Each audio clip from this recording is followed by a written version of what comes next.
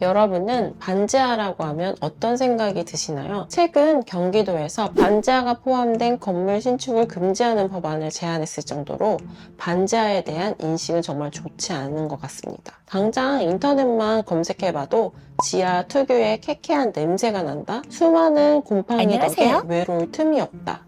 햇빛이 안 들어와 강압성이 필요하다 등 다양한 의견들을 볼 수 있는데요. 저도 가끔씩 리모델링 미팅하러 가서 반지하를 실측하러 갈 때 마스크를 끼고 들어가는 경우가 있을 정도로 상태가 심각한 집들이 많습니다. 원인은 여러 가지가 있어요. 첫 번째는 오래된 옛날 건물 특성상 지하에 고이는 물을 처리하는 시설이 없다는 것. 그리고 두 번째는 공기가 정차될 수밖에 없는 지하 구조. 세 번째는 노후화된 배관 등으로 인한 악취 발생 등이 원인이죠.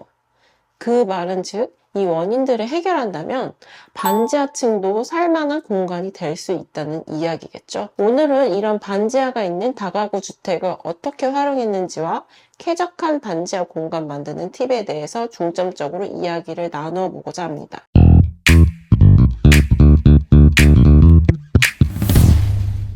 안녕하세요. 빌딩 리메이커 신빛나입니다. 리모델링 솔루션 컨텐츠를 통해 앞으로도 여러 가지 상황의 건물을 예시로 보여드리고 여러분들에게 솔루션을 제공해 드리려고 합니다. 노후주택 리모델링을 하실 계획이 있으시면 제가 알려드리는 것들만 꾸준히 보셔도 어떤 집을 골라서 어떻게 리모델링 해야 할지 대략적으로 감이 잡히실 거예요.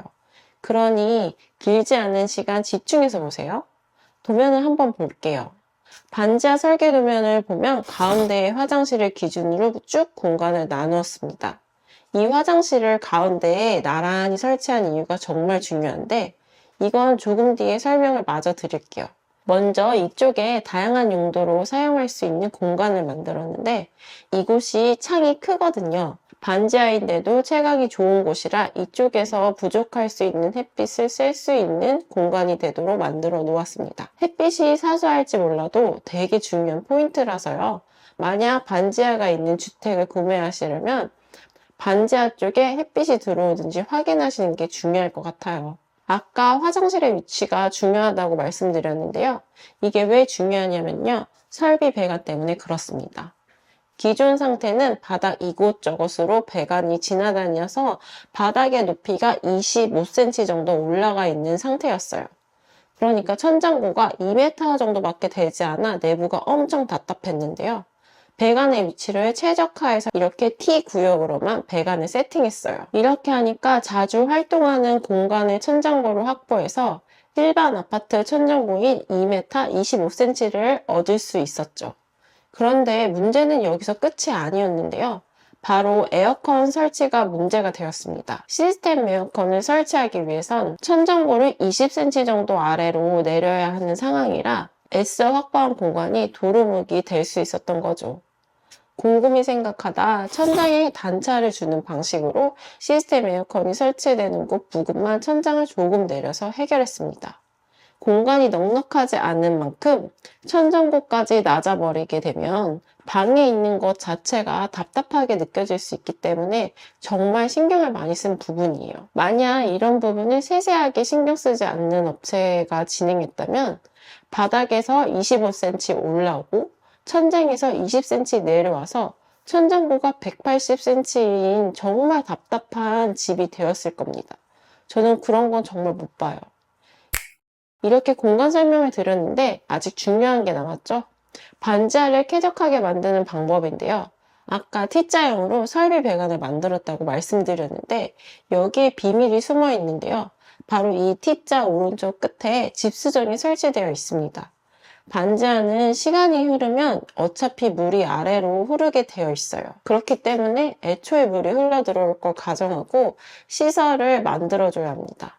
반지하로 내려오는 모든 물들이 고이지 않고 집수정으로 모이게끔 물길을 만들었고 이 집수정에 모인 물들이 밖으로 배출되니 수분으로 인한 곰팡이 혹은 퀴퀴한 냄새를 방지할 수 있게 되겠죠. 지금도 보시면 여기에 물이 고여 있어요. 펌프가 아직 설치되지 않았는데 여기에 펌프를 설치해서 자동으로 물을 내보내게 할 거니까 쾌적해지겠죠? 또 내부 구성을 보시면 공기가 정체되지 않게 공간이 구성된 게 보이시죠? 예전에 반지하의 경우 호실이 3개로 나누어지면서 정체될 수밖에 없었는데요. 이렇게 함으로써 반지하를 뽀송뽀송하게 사용할 수 있게 될 거예요. 만약 이런 구조가 아니라 아까처럼 막힌 구조여도 방법은 있는데요. 전열 교환기를 설치하는 방법입니다. 전열 교환기란 열은 유지시키면서 밖의 공기와 내부 공기를 끊임없이 순환시켜주는 장치인데, 이걸 설치하면 창문을 열지 않아도 내부에 정체된 공기가 없도록 만들어주기 때문에 사실 더 추천하는 방식이긴 합니다. 또 공간을 구획하면서 남는 공간들은 전부 수납 공간으로 쓸 수 있게 해드렸는데요. 이렇게 도면에 보이는 부분들을 알차게 쓸 수 있도록 배치한 것에도 정말 만족스러워 하시더라고요. 이렇게 어떤 식으로 제가 설계했는지 말씀드려 봤는데요. 이번 영상의 포인트는 반지하를 버리지 말고 활용하면 훨씬 건물의 가치를 올릴 수 있다는 겁니다. 반지하를 반지하로만 놔두지 말고 이렇게 활용할 수 있게 리모델링을 한다면 훨씬 높은 가치를 지닐 수 있을 것 같아요. 여러분들도 건물을 구매하실 때 이렇게 반지하도 활용할 수 있는 건물을 고르시고 이런 리모델링을 해보시는 건 어떨까요? 다음에도 유익한 솔루션으로 찾아뵐게요. 구독하신 뒤 잊지 말고 챙겨봐 주세요. 감사합니다.